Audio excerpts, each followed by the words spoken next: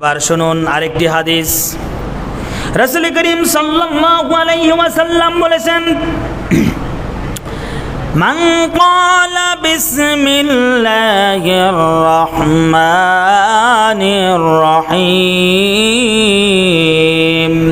কাতাবাল্লাহু লাহু 10 আলাফা হাসানা।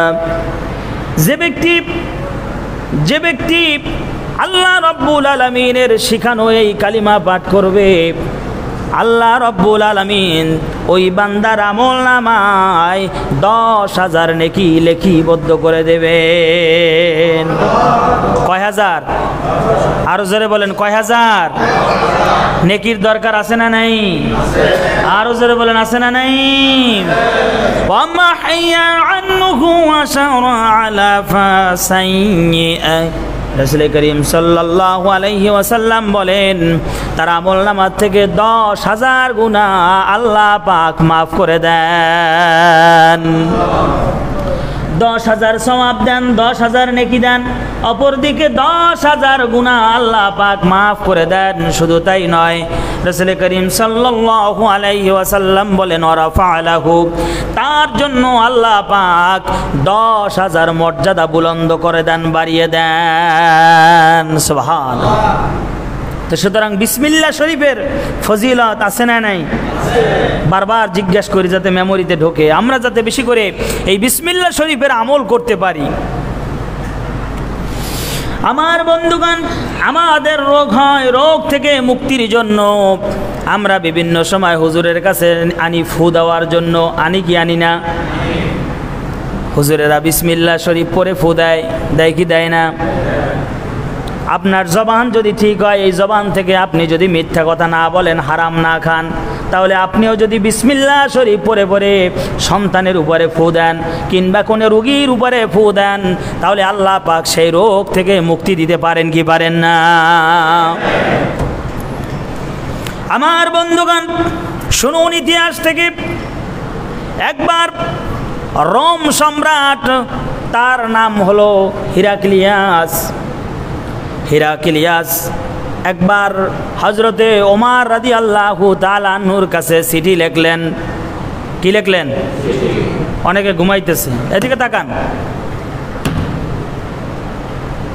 চিঠি লিখলেন হিরাক্লিয়াস, হজরত ওমরকে চিঠি লিখলেন, খলিফাতুল মুসলিমিন হজরতে ওমর, আমার একটা ব্যাধি, সেই ব্যাধিটা হলো মাথার ভিতরে প্রচণ্ড যন্ত্রণা। আমি কিভাবে এই মাথা যন্ত্রণা থেকে মুক্তি পেতে পারি, আমাকে একটু তদবির করে দিবেন। হজরতে ওমর রাদিয়াল্লাহু তাআলা আনহু সম্রাটের জন্য একটা টুপি বানালেন। কি বানালেন? টুপি বানিয়ে হিরাক্লিয়াসের জন্য পাঠিয়ে দিলেন, বললেন পরিধান করার জন্য। হিরাক্লিয়াসের নিকটে টুপি নিয়ে যাওয়া হলো। হিরাক্লিয়াস মাথা যন্ত্রণার থেকে বাঁচার জন্য টুপি পরিধান করা শুরু করলেন।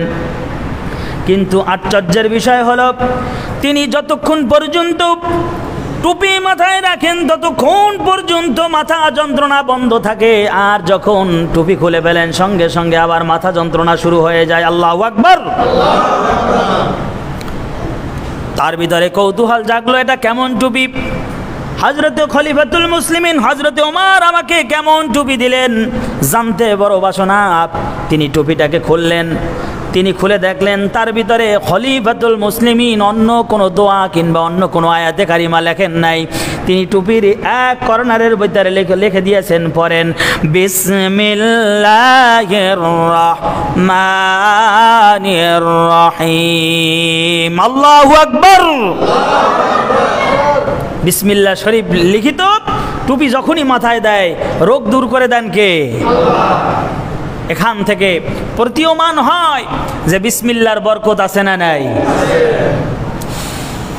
আমার বন্ধুগণ, কাল কিয়ামতের দিন, কিয়ামতের ময়দানে একটা দল উঠবে যাদের প্রত্যেকের হাতে একটা করে পতাকা থাকবে। কি থাকবে? মাঝে মধ্যে এই যে সংসদ ভবনে যারা ঢুকে আর বাহির হয় প্রত্যেকের সাথে এক একটা আইডেন্টিফাই কার্ড আছে না নাই? গার্মেন্টস কর্মী যাদের শুধুমাত্র ওখানে ওদেরই ঢোকার অনুমতি থাকে, ওদেরকে একটা করে পরিচয়পত্র, একটা করে কার্ড দেওয়া হয় কি হয় না? কাল কিয়ামতের ময়দানে স্পেশাল একটা দল থাকবে, সেই দলের প্রত্যেকের হাতে এক একটা করে পতাকা থাকবে, আর পতাকার ভিতরে অন্য কোনো কিছু লেখা থাকবে না। সেখানে লেখা থাকবে, বলেন, বিসমিল্লাহির রহমানির রহিম। পতাকার ভিতরে এই কালিমাটা লেখা থাকবে, সকলে তাকিয়ে থাকবে, এরা কারা?